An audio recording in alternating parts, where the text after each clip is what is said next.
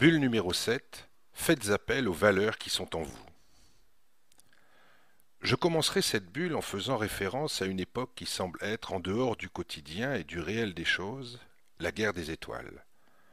La guerre des étoiles est le symbole même du film de science-fiction, de l'irréel et de l'imagination.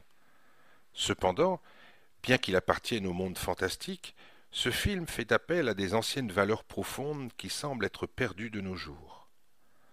Deux des principaux personnages, Obi-Wan Kenobi et Dark Vador, incarnent la lutte incessante du bien contre le mal, et pour matérialiser ce combat, on fait appel non pas à des robots ou à des droïdes armés de pistolets ioniques ou de désintégrateurs à pulsion électromagnétique, mais à des chevaliers armés d'une épée.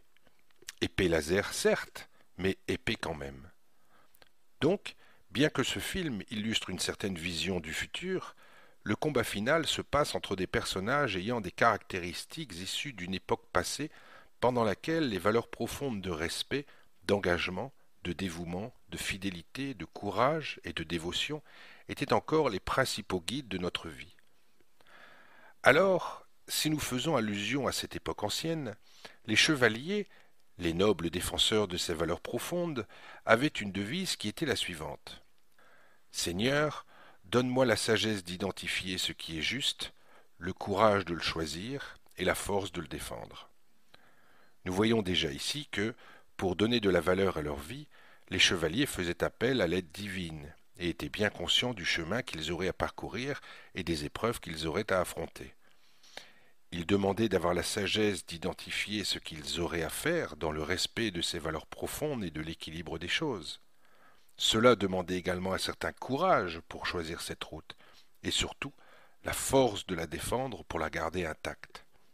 Alors, si nous voulons adapter cette devise à notre vie d'aujourd'hui, nous pourrions dire ceci.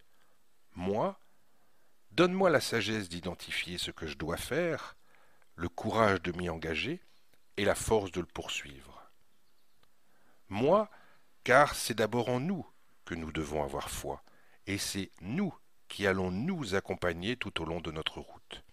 Et là, on voit apparaître le fait que ce ne sera pas une solution magique, mais bien tout un cheminement qu'il va falloir programmer et suivre jusqu'à l'obtention du résultat désiré.